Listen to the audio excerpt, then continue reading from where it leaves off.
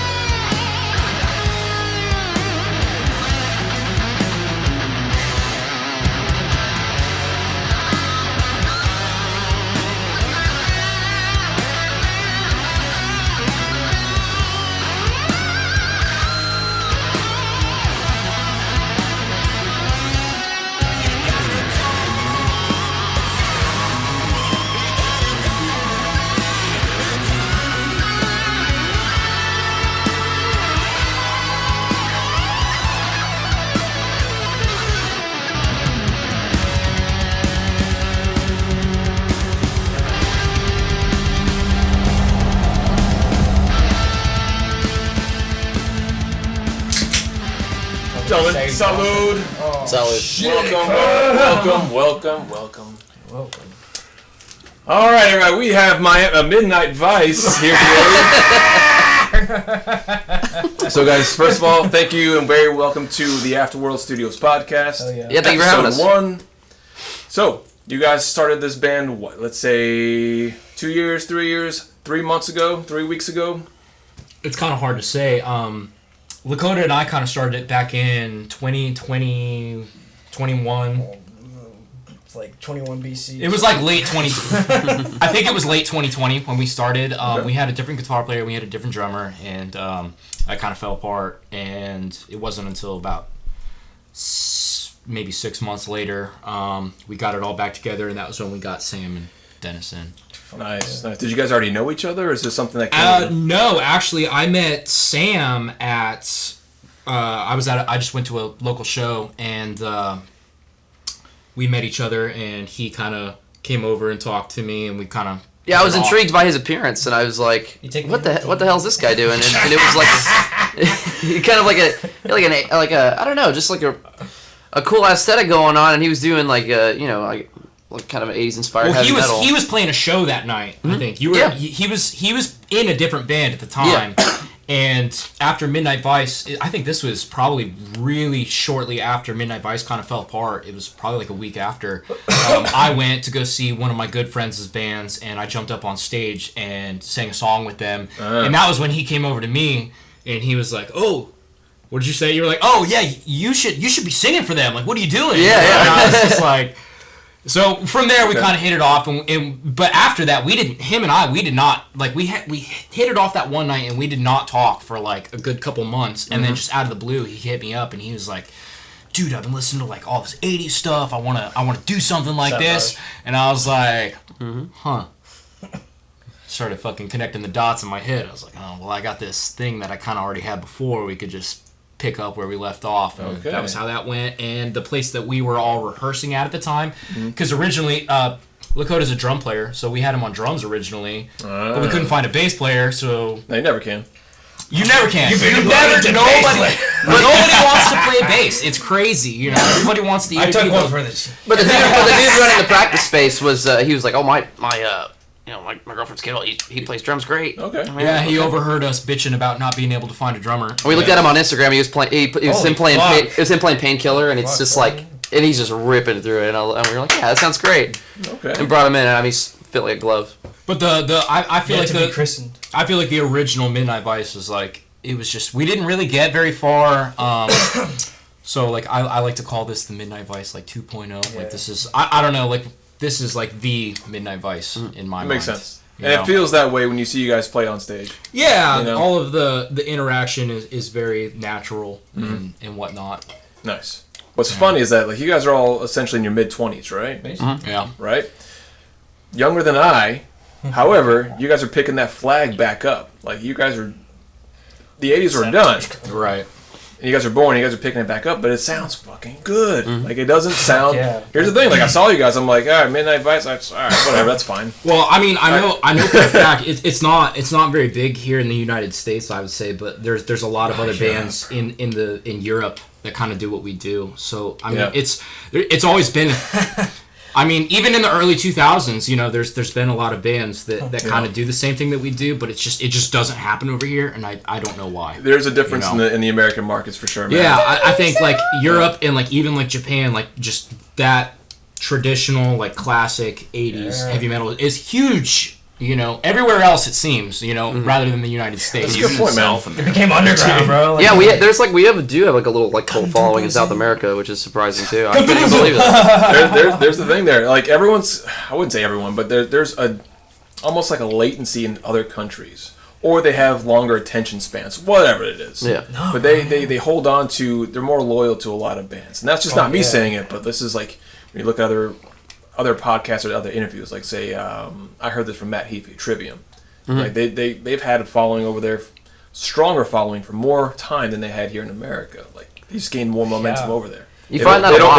They don't forget They love that. everything, man. They're great. Well, there's a lot of bands that you know don't even really tour the United States. You know, they tour overseas because they make way more money. Like Wasp is a perfect example of that. They just toured the United States for the first time in God knows how long, and it's simply because they make more money overseas, so that's where they go. And I don't blame them. I mean, I think it's very hard, you know, in this day and age, if you're not, you know, in the traditional metal aspect of it, you know, you there's not really a lot of paths that you can go down, you know, unless you're doing like death metal or like the hardcore stuff is, you know, kicking off. The death metal stuff kicks off. I don't know. I mean, But that's funny though, because like the first time I saw you guys playing was at Born Free, right? Yeah. It was with a whole bunch of black metal bands, death metal bands, whatever.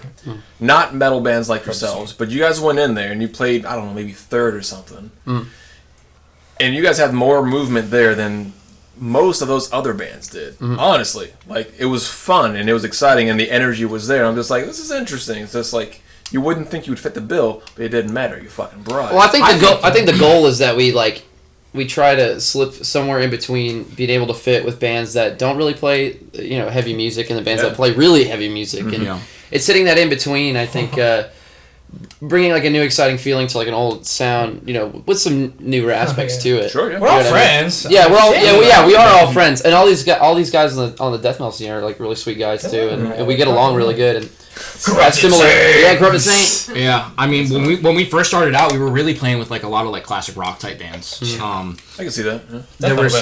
We were. I mean, I feel like in Florida, the new wave of like classic rock is a pretty big thing around here, because you got bands like Cinema Stereo, the Dirty Janes, bands like that specialize in like that 70s Led Zeppelin, Aerosmith type stuff. So that was kind of how we like got started. We started playing with bands like that. Because I don't know, initially I think that we felt like we fit on that a little bit better, and then like it wasn't until probably about like maybe a year after that we started playing with like death metal bands. And like the first time that we did that, I remember the first show that we ever did with like actual metal bands, it was like Corrupted Saint, Collapser, and like Menstrual Moonshine, and we were like, I was terrified. I was like, I don't know if they're gonna like fucking spit on us. Yeah, I didn't think it would go over well. Yeah, I wasn't. We didn't know, you know. And from there, I mean, after that, we actually got into the venue and we chit chatted with all the guys, and they're all really sweet and they're all really welcoming, because they all came from that at one point or another. Right. You know, fucking Chase Moody at fucking 13 was probably listening to Iron Maiden and Motorhead, you know, so there's an appreciation there. Right. There is, man. There's like a certain kind of, I would say, an echelon to that era style, because you really have to like pay attention to your instruments. It's not simply about detuning and being heavy and hitting the shit out of your instruments. You got to play. Yeah. And you got to not suck. So I mean, if you nail it, there's respect for sure. I think that's the case with you know, I know Sam.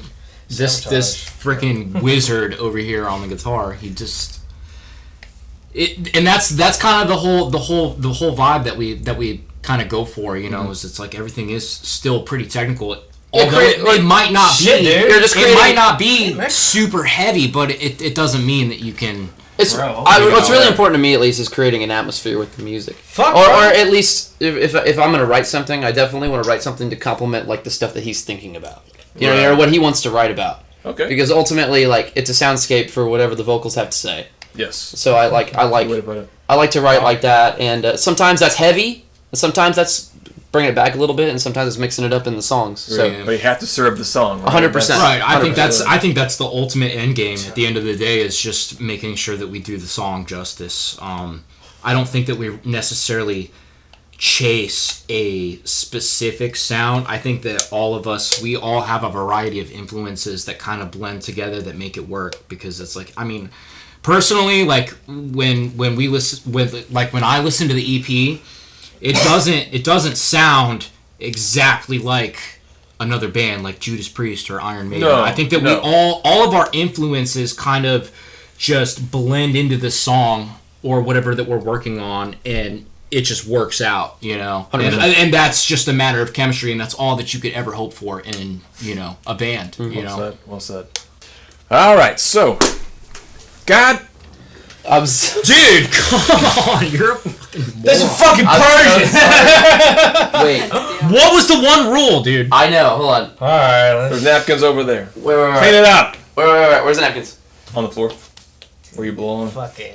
Hey. My daughter's recording. The one I knew you were gonna be the one. At least it's on the black. I gotta say. I knew you were gonna be the one. Yeah, I knew too. And we dab. We dab it. Dad, Don't spill it again. That's Please. $25,000 alpaca. You blocked that shit. Is it really? No. He got that rugs his arm. Baloney. Okay. All right, welcome back, everybody. We're here with Midnight Vice. Something like that. All right. So, a question for you guys: is it more important to look cool or sound cool? Fuck no, it's more important to sound cool. Both. I think both are very much Both are important. super important. Yeah.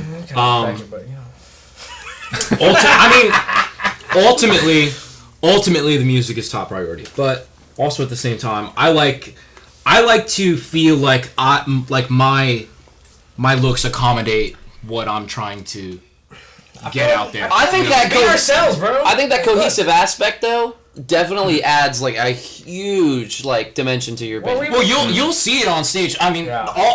all of these opinions are very clear because Lakota really doesn't give a fuck. Like, Yeah, really, bro. This is what I like me and Sam. I know me and Sam. We try to dress up a little bit. Like Dennis and Lakota do not give a fuck. I mean, Like, but they- still, know, black it pops jeans out, and a bro. band Yeah, shirt, it's like bro. how we dress on the daily. I mean, I know you pretty much dress on like that on the daily.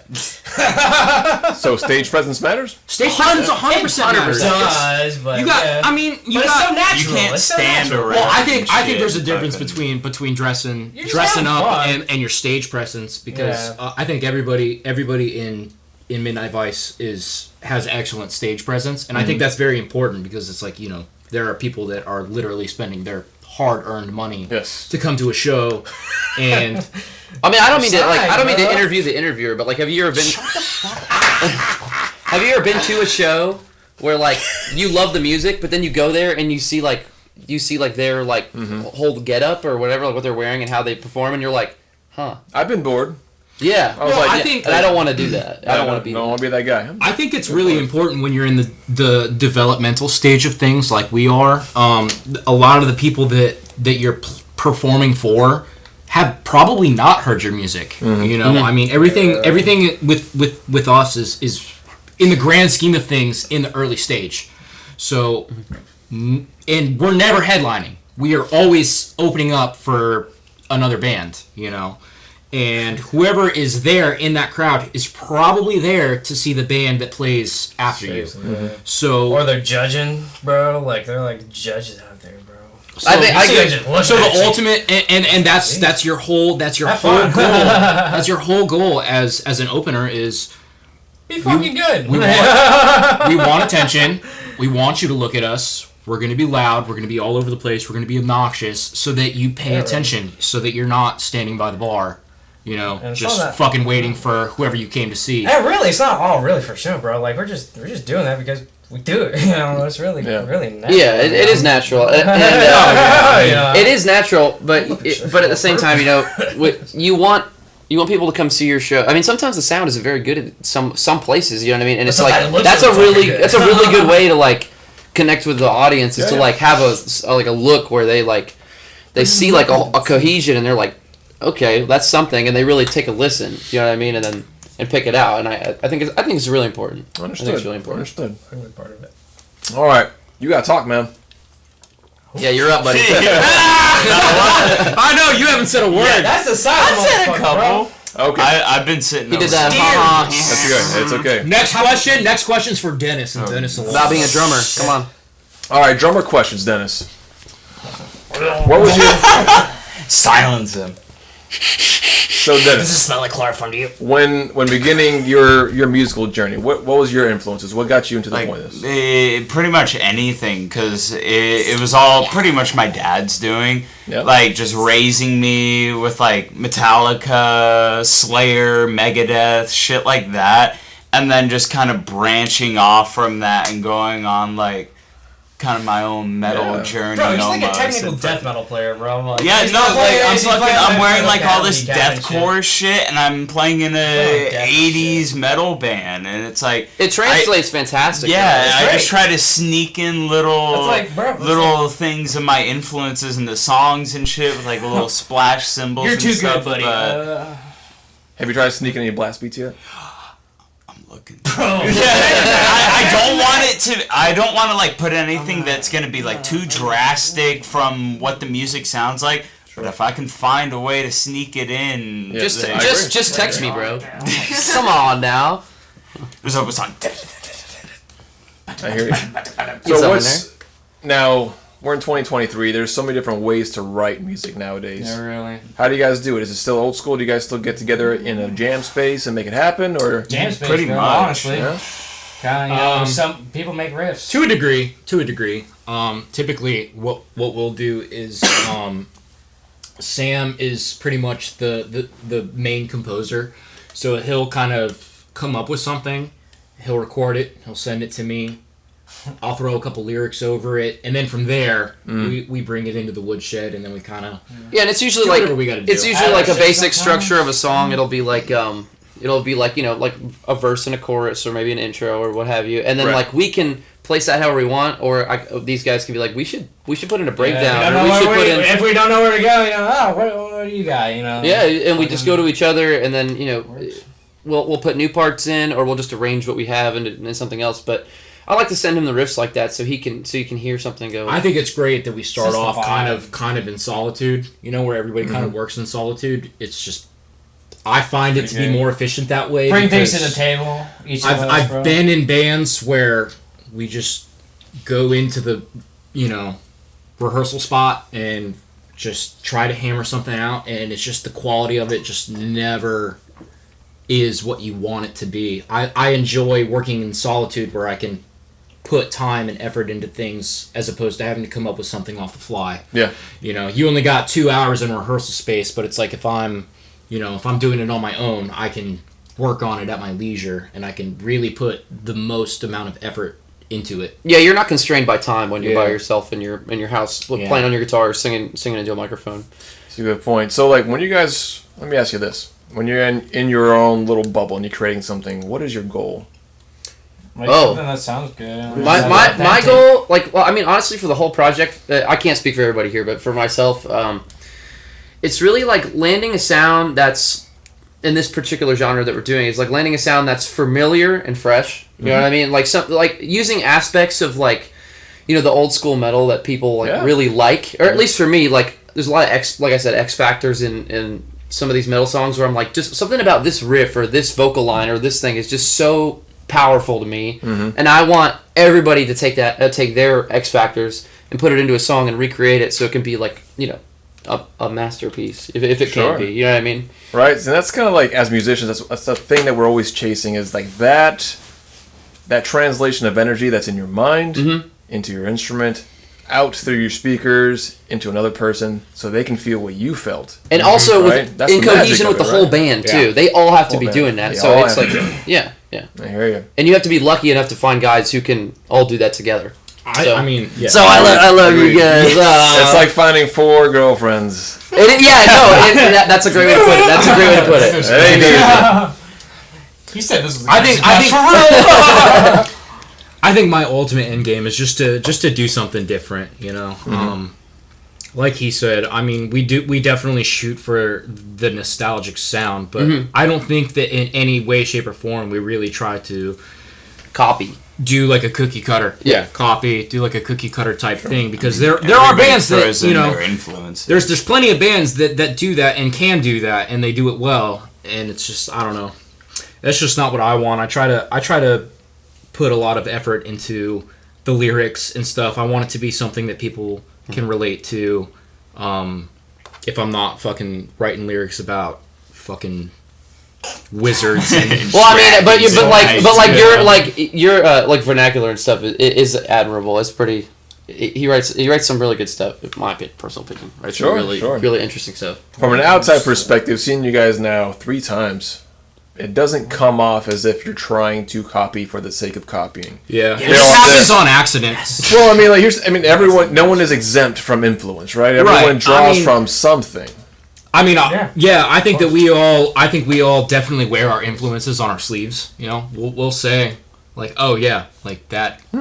We were inspired by this, or we were inspired by this band, or whatever. You know, I don't think that we try to hide it or anything. But it's like at the end of the day, in this day and age, everything's already been done. So, It's true. A lot has been done. especially when you're trying to chase a sound that has been around for 40 plus years. So now it's just like how do you combine it with something else to make it more unique? Well, right? yeah, That's I mean, Well, whatever it is, I feel like we do this thing sometimes where we go like, well, like somebody will bring a riff or whatever, and we'll be like, oh, that's like a Midnight Vice riff. Like Midnight Vice is some like third party that we're like, oh, it's that. It belongs to the Yeah, same kind of you know- energy. Yeah. You know what I'm talking I hear about? And then sometimes it's not, and you're like, that's not really Midnight Vice, and it's like, what is that?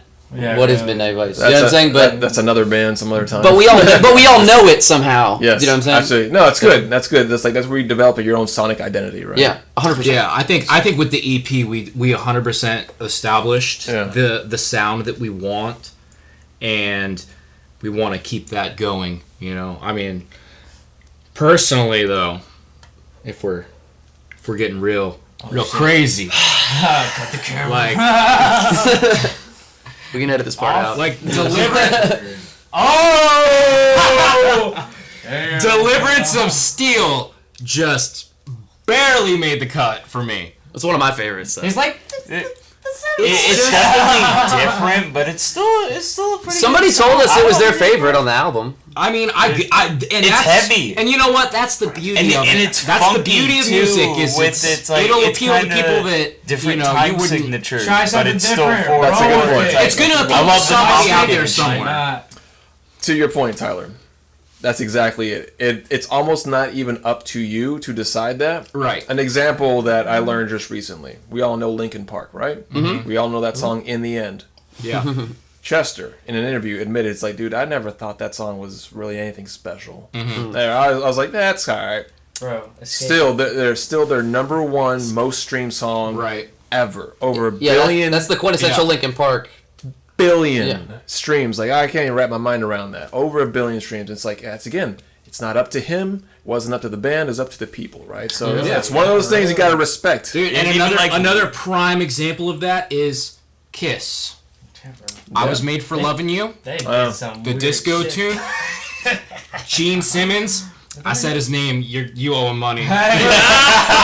10 cents off this podcast. He hates that fucking song. Yeah. You know what I mean? It just Actually. so But it made it, It made it. and so it's up there in the Kiss discography. You know. and those songs made it into the records. So that means something. Shit, you gotta take a chance at one point or another. You don't evolve That's if you true. don't. Yeah. Even Radiohead didn't want to do Creep, and then that ended up Ah, being their yeah. most popular Some song. bands, yeah, It bro. does. The It does. record label was like, put that on the album. They didn't want to, and it fucking ended up doing the best. It's funny how that thing works out, man. Like these creations take on a life of their own once once it's done. And that's like the artist's plight, right? It's like, all right, I made it. I'm already tired of the song, but put it out there, fresh ears. It takes on that whole journey itself. So it's a whole nother story hearing it with fresh ears. It is. Sure. It is. Yeah, after we recorded our shit, I was like, I'm so tired of this. Yeah, I don't think we all listened to it for a couple months. Released, Yeah. So to that point, actually, I want to kind of touch on that EP. So you guys just released this in July 28th, is that right? Yeah, that's right. Probably, yeah. I'm just agreeing with him. I think probably. You know better than us, bro. I didn't do my homework at all. Well, yeah. So now that is 5 songs, 6 songs? Six. 6 songs. Six All tracks. right. So now I heard most of that already. Obviously, you guys had excuse me. I didn't bother to listen to the rest of it. So I heard. Actually, I listened to the entire. stopped right before Deliverance of Sin. I did. So you guys released a single with the Get it together. It said I did. All right. Oh man. Okay. It's gonna be all right. Wait till you go. Beautiful. All right, we are back with the Afterworld podcast here with Midnight Vice. We're gonna talk about their EP release on July 28th. 6 songs of pure 80s fury. Why even bother? Why even? So now I listened to this thing all the way. I was on my way back from work. I popped it on, and I gotta say they did a fantastic recording job on that. They really did, and you guys did a fantastic job just tracking it and getting everything nailed. You nailed the quintessential, I guess, sonic signature of that era, but you have your own distinct flavors, and I appreciate it, honestly, from like a musician standpoint and as a listener standpoint. It was enjoyable to listen to. Cool. Yeah, thank you. Now, with that being said, what song do you like the most? Ooh. I'll start with Dakota. Shit, man. I honestly gotta say Spellcaster's really fucking good. Yeah. Spellcaster? Why? Fuck, dude. I think it's really good. It's got a lot of I feel like it's, I don't want to say it's not Midnight Vice, but man, it's got really heavy riffs and really nice songwriting, man. Like, I feel like even outside of like an 80s standpoint, you can listen to that and be like, wow, that's actually a really good song. You know, you get a lot of parts in there. You know, you got that really fast part before, you know, it's like the pre-solo and the solo. The breakdown and it's there's like a breakdown in it. Man, it's really nice. It flows fucking good. I mean, that would be like a, for me, man. Like, wow. Well, yeah. All right, fantastic. Tyler? I gotta say, I think Excalibur is probably my favorite track off of that EP. I think just the way that the production went, it just sounds so. Just builds. I think that's probably the only song, because you know when you go into the studio, all of these tracks sound a certain way in your head. And I think Excalibur was probably the only track on that EP that sounded exactly how it sounded in my head. So I'm pretty proud of that. Yeah, good. And, yeah, good. The production was great, and I think, especially like in terms of lyrics, I'm very proud of how the lyrics turned out for that song. Sword sounded really cool. Yeah, the samples and stuff. It was just it's just exactly what I wanted that song to sound like. And with that being said, I mean the other songs sound great too. I love those songs, but they just didn't match what I felt like they would have in my head, you know. But Excalibur was like Nailed it. hit the fucking nail right on the head. Awesome. Yeah, for me, you know, piggybacking off of what he said, Excalibur for sure. I mean, it's really hard to say because I really adore all of these songs, and like I kind of agree with him where it's like you always have a vision for exactly how the songs sound like in your head, and you do your best to get there. And you know, I would agree with him where it didn't exactly get to it, but I still love the songs for what they are and the sound that they do have. So I almost prefer on some of them, you know what I'm saying, than what I already envisioned. It's really a toss-up, I'd say, maybe between Strike in the Night and Excalibur. You know, it's a close call. they're very guitar-y, so I'm obviously going to be biased to that. But I would say probably Excalibur. I really like when the song drops out and you start hearing the I get to play guitar for 10 minutes. Yes. No, but I really like All right, that. now Bob, fade this. I like it when it drops out and the bass comes in nice and easy and you start hearing that like the warfare sounds in the background and it really creates like I can feel what this song's about. And then the solo cut right at the end. I think that it's a very colorful song. And the solo kicks on. Of course, I like to play guitar, so that works too. That's probably like his longest solo off the entire EP. And it's my favorite solo on that. It's my favorite solo on the EP for sure. Fantastic. All right, good answer. We almost cut that song too, which is hilarious. Yeah. We were gonna cut it until we let Sam rework a couple parts. And then he was Sometimes it's all it takes, is a little tweak. Oh yeah, because I was like, we're not fucking cutting this song. I was like, I worked so hard on these fucking lyrics. I was like, I'll rewrite the. Yeah, that was there before I joined. Yeah. With the original lineup, we only wrote 2 songs. It was "Baptized by Fire" and it was "Excalibur." Baptized is really Only fucking good too. And I didn't really like. I'm gonna be honest. I didn't really like Excalibur at the time, so I rewrote. I rewrote. I mean, he he reworked both of the original songs. If you there are videos of the original songs. You can find like the original Excalibur and the original Baptized by Fire, and it's not even close. It's funny how that develops over time. It becomes its own entity. It's like, and then on top of that, you're incorporating different brains. You know? Really, bro. And so Sam, different minds on this. Sam, there's only one guitar player, and it's Sam, and he's gonna apply his it just take on those songs didn't fit my vision for like what the project should be at the time, and so I reworked until I was happy with them. Well, yeah, if you really think about it, man, Baptized by Fire is like really just out of all of them, it's like you have your general feel, but then Baptized by Fire is like almost, I don't want to say out of pocket, but Out of pocket. Like it sticks out like a sore thumb. It sticks out pretty good. I mean, it's still fucking. I love that one. Fucking good. That solo on that song I like a lot too. I love that. You know, what about you, I had Dennis? to pick between like. What about Dennis? Yeah, what about you? What was his favorite song? Spellcaster. Yeah. Once the EP released, I was looking because Strike in the Night's the first one on there, and it was the most popular one because a lot of people are going through it. Right. And I'm watching as it goes on. Spellcaster is the most listened to one on Apple Music now. Yeah. It makes me so happy because that all like the kind of like syncopations that I put into it, and it's like. I love all of them though. Yeah. It's so good. It's all Yeah, so no, good. even like Mysteria, where it's like it's kind of like a power ballad, and then it hits that fucking main or the center part.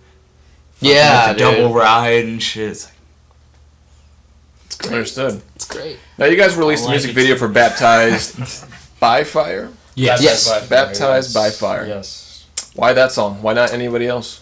That was just the first song we really came up with. I thought it was the actually. most contemporary, is why we pretty good. we chose that one, because I thought it would fly over the best with people. Well, I mean, personally. I think that when you because we already had all the other songs ready to go, you know, and it was like, okay, you don't want your worst song to be the music video. Dollars to steal. Oh, No. He said it, not me. And you don't want your best song to just be don't the just music don't video. listen to that one. And Just don't. I just What? I don't even see it on the EP no more. Remastered, reissue. I just felt like Baptized by Fire was a solid track, not our best, not our worst, and it just really laid down a good foundation for what we're about, you know, because it's like that's your debut release, so what you're doing is you're setting the tone for what, you know, what's coming in the future. I mean, really, if you think about it, that's the song that made us, man. We were practicing And it in was- fucking sweaty warehouses, and we did it in a fucking sweaty warehouse. You know what I mean?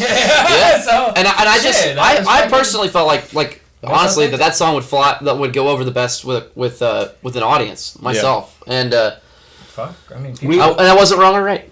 It's just we got a lot of like mixed opinions on it. Some people were like, "Oh yeah, this is like a fucking hair metal band," and then other people were like, "Oh yeah, this is classic heavy metal." this is obviously Slaughter.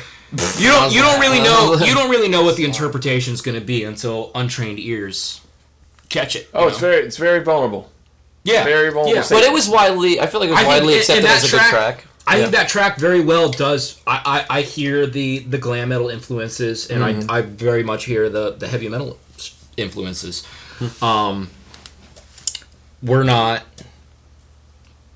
what do you say? Tradition. We're not repulsed by glam metal. No, I mean a lot of our, most of my favorite guitar players come from glam backgrounds. Skid Row is one of my favorite bands of all time. I think people sometimes there's this Stigma. hype in hating something because it was perceived as corny, but they overlook a lot of the musicianship that came out of that. A lot of them were good, yeah, bro. Yeah, it's really amazing. good. Yeah, bro. Really good. It's like Streamer's really good. Watch what's fucking. I feel heavy as embarrassed talking about some of my favorite influences on guitar and Sabotage stuff. is fucking great, bro. Well, not Sabotage, Fucking- but I mean, people fucking. It's like Memorize it like that, if you're bro. approaching it from like a musical standpoint and from like a skill standpoint. I think there's just certain Yeah. people that find masculinity in finding, in Yeah. enjoying things that most people don't. yeah, 100%. That's all it is. Is it And- cool to be against the culture kind of thing? Yeah, that comes around. I mean, I'm not gonna wear hairspray, but I'm not gonna say it's. Yeah, I mean, dude, I love that they wore the hairspray though, and I'm not gonna do it, but I love that they did it. It makes me I happy. don't fucking do it. I hear. There's goofy shit in every Yeah, genre. but it's like There it's is. fucking whatever. I think that It's funny. there are a lot of very talented and Still practice. there's a lot of very talented glam metal bands out there. I will say I will back glam metal any day of the week. Agreed. But you know what? If you compare fucking Poison to Like extreme or something. fucking no, like Poison to like Nirvana. Oh, I forgot. Mayhem or like anything to that extreme where it's like if you really think about does the most sound. if you think about the most extreme band in said genre, say black metal, you could say Mayhem. Glam metal, you could say Poison. It's All has a there's connection. always going to be like a certain level of cringe to it, So it's Yeah, like 100%. We're gonna get I originally Black metal is, bro. I originally cringed at all the bands that I like right now. You know what I'm saying? But now that's the part that I love the most sometimes. Just like have fun with it, bro. Like what you No, I agree. Like what you like. I like that's what I'm and saying. don't apologize for shit. I like what I And, like. and do I the really best don't. that you can with it. Now, honestly, like when I first heard "Baptized in Fire," we were hanging out in front of Born Free. We had that little Oh, when speaker. we played it for you. right? We're just trading tracks. I showed you some of mine. You showed me some of yours. Yeah. Which his stuff was amazing. Oh, thank you. I was the way- insanely impressed by what you I had appreciate offered. it, man. Thank you. But that's the thing, right? But there's that respect of like, oh, this is a musician. This is also a caliber musician, and there's like that unspoken respect that's like, okay, even if it may not be a genre I listen to, fuck, Yeah. that's pretty fucking tight. There's still a Right, lot of tight, work right? going into it, whether 100%, whether man. And it's funny genre. because stuff like that kind of comes naturally. You can almost just like feel it. In the room when you're obviously sitting in front of somebody that is a master of their craft. It's I think empowering. that pretty much speaks volumes. Yeah. Because I think anybody can really just kind of walk into a room and tell some when cool somebody's really about what they say they are. You know. it's And you nailed that, Tyler. I think that's what originally got me interested in joining the band. Was your presence on stage? Yeah. I If anybody's about it. I gotta say, man, like Okay. your vocals, fuck, man, you nailed it. Incredible. You nailed it, man. He does that shit live, bro. He does it live. Double track. His voice doesn't crack, and he hits his notes and he delivers it and he makes it look easy because I can't sing like that unless I put my balls in a vice. This fucking guy kills it. This guy, This fucking guy. he does, and he's very humble. And he's very handsome. I hate that. He pretends he's like he pretends he's not shit, but dude's got it in the bag. Really does. Yeah, bro. So I gotta ask, Give right? him so So much credit. So your particular vocal style, it's not typical of someone in your age, or even in general, but just in your age bracket. How did that come about? You just started saying, "All right, I'm gonna start practicing the '80s stuff," and I'm gonna Well, like I said, Skid Row is one of my favorite bands of all time. So I would listen to Skid Row a lot, and when I was in college, I would, on the way to school in the morning, I would just fucking sing along to the Skid Row. Both records, the debut and Slave to the Grind, and I just it got to a point where it didn't sound bad, and then from there, I would go out to like the bars with my coworkers and stuff, and I remember we went to a bar and it was karaoke night. Oh. I did 18 in Life, thought it'd be a cool party trick. Did it one time, and I was like, "Oh, this feels fucking awesome." Yes. And then and that was like my thing. I would consistently do like these karaoke fucking nights, and I won a karaoke contest, and I was like, I should just do this all the fucking time. You know, like I don't want to sing one song a night. I want to sing for like the entire night. So Yeah, man, I saw you at the fucking Cog Bar. Holy shit. from there, Like, from there, He did a Highway Star when I saw him. He did, you know, the beginning of the Highway Star. I thought, Fuck all the way yeah, to I the saw roof, you on this a guy. fucking Wednesday night open mic, and I was like, Jesus Christ. yeah. This shit was fucking. So from the karaoke Shitty nights, sound system too. I was like, God damn. from karaoke, I was like, okay, you know what? I should start a band. I put an ad out on Craigslist, and at the time, I didn't think I had it in me to be like an original, you know, to write my own stuff. I was. This motherfucker. I just wanted to sing, pretty you know. fucking good. I didn't really want to put a lot of thought into it. I just wanted to go out and perform, and I joined a cover band. The cover band got a little bit of traction, and then from there, it kind of like other musicians started reaching out to me. What was that called? Fucking Contraband.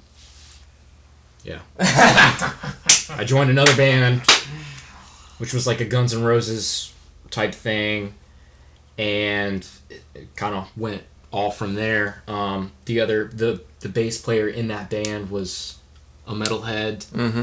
So when that band fell apart, him and I kind of clung together, and we were like, you know, we should do something more along the lines of what we really like.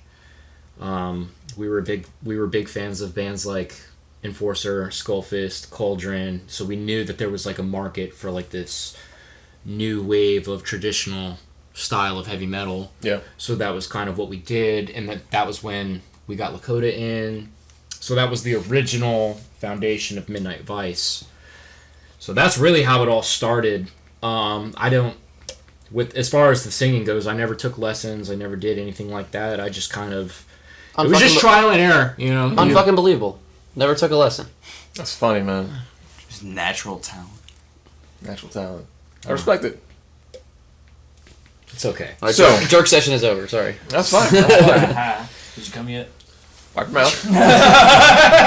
All right, so this is a question for all of you. Alright. Name a time in your history when you listened to a song that really impacted you and gave you the goosebumps. Like, oh, that So many times. right there. So many times.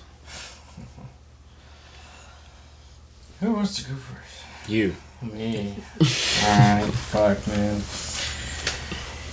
It was 1983. I remember. Yeah, Master of Puppets was mine.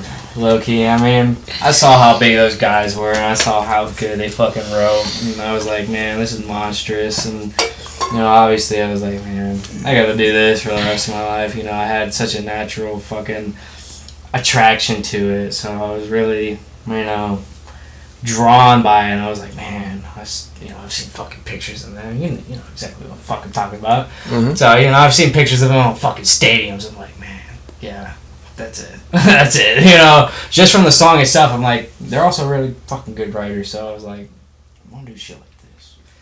That would really. Master of Puppets? Fuck yeah. Great album. Fuck it. Oh yeah, great fucking album. Oh, Just great album, great song. That song itself. I was Fuck, like, dude. I was like, oh, there it goes. I'm 8 like, minutes. It feels like fucking 4. It. So, Well said. Well said. Tyler.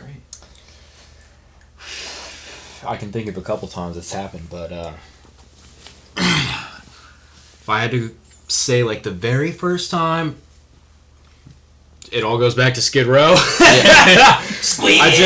No shame. That's awesome, babe. Yeah, I remember it was like, I had to have been like 12 or 13 or something like that. And I remember it was New Year's Eve, and I was hanging out with my parents. Nothing crazy. We had the TV on, and oddly enough, it was like VH1 top 100 80s glam metal, hair metal bands, whatever you want to call it. And it was just Skid Row, Youth Gone Wild came on, and fucking Sebastian Bach is fucking all beautiful and shit, wearing that tight jean jacket. I was like, I can't get too specific. I want to be like that. I think that was Wait, the big one. But pause. like, But in 4K, please. But then in terms of like Midnight Vice, I think hearing Skullfist for the first time, when I heard Skullfist, I was like, yeah, it's a whole nother ball game, because I was like, okay, so this is like a thing, like people, you know, it's not as much of a relic as everybody thought it was. There's a resurgence there.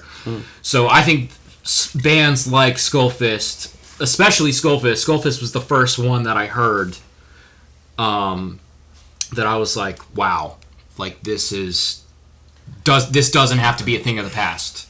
You know, this is something that can move forward. So, all right. What about you, Samuel? Well, I'm not going to talk about it too long because Van Halen. The list of guitar players that are talented from, I mean, all the way back from when guitar was invented to now is insane, and I love so many guitar players from all through that. But you know, and I mean, I have tattoos up my arm really that path the journey. First for me was like Jimi Hendrix, then Jimmy Page, and then when it started getting more into the territory of what you play, obviously Eddie Van Halen was a huge revelation for me. It got me into Kramer, and I still fucking love Kramer's. And piggybacking off of what he said, I saw that it's like 89, the 1989 Seattle live, Metallica. And I was like, man, these guys just have like a crazy energy to them. And then obviously that transitioned on to like Skullfist and all, and some of this stuff, this newer stuff. But you know, I had a bunch of guitar players. I mean, Marty Friedman, Chris Oliva from Sabotage. Sabotage was a huge like jump for me when it came to like genre. I mean, Chris Oliva, amazing guitar player. Key Marcello from Europe. You know, when we scooped Sam, he was playing. What were you playing on, like a fucking ska band or some shit? Yeah, I was playing in like a punk band. I had played in so many bands. I had played in like classic rock bands. I was in a Lynyrd Skynyrd tribute band. Believe it or not, I was in a punk band. I had played just like some contemporary like 2000s style rock music. So I have so many influences from all over the place. But the key moments for sure is Van Halen, Chris Oliva. These days, like Marty Friedman. And the list goes on. It changes all the time. You always find something that's gonna with guitar players. I mean, especially with guitar players, so many new shit. There's always new shit that fucking just makes gives you chills. Agreed. Dennis, what is something back in your day that really impacted you? First time I heard Cowboys from Hell. The song, but that whole album, just fucking Dimebag solos, Vinnie Paul's like fucking cannon drums, and that's like the most singing Phil does on any Pantera album. That's true. Fucking Cemetery Gates, fucking. Oh yeah, bro. That was a so good. And fucking Dimebag. Yeah, bro. Imagine the fucking notes. That was a big one for me too. I'll take that one too. Fucking Dimebag and Vinny, dude. So good. The brothers. Fantastic. I got a fucking Blacktooth Grin tattoo for the whole reason of that. I even got like Cowboys from Hell little scroll thing on the side and shit. Oh, we're talking tattoos now. We were talking about Skid Row. I got you got wild. And you got a Van. We all got something. Yeah, easy in life, all the chest. Jesus. That's great. You guys wear them on your sleeve, bro. Exactly. That's good. You guys need to leave now.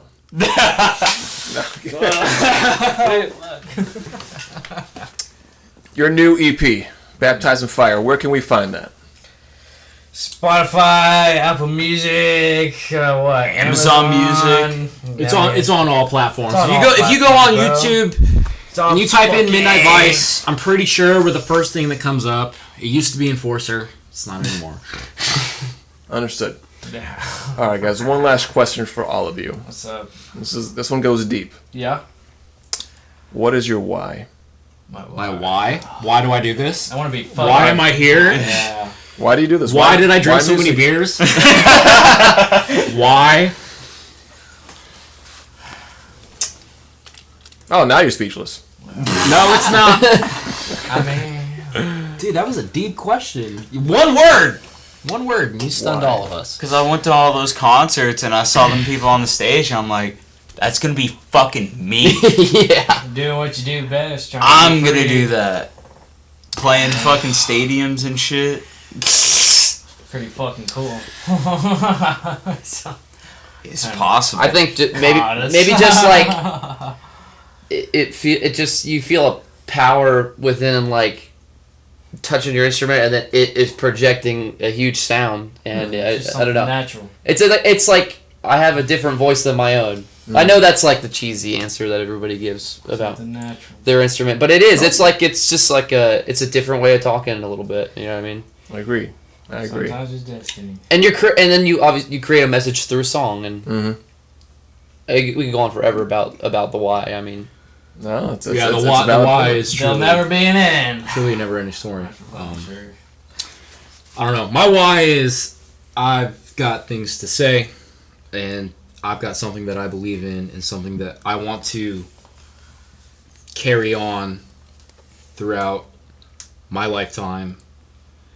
And I got people to prove wrong. So, well, is like legacy a big part of it for you? I mean, not necessarily. I'm not expecting to go down in history or anything, but I want to do my part. And I agree. It's people that don't play music will just never understand how much it really means. You know, because music is a huge outlet for pretty much any musician. You know. So, that's my why, I think.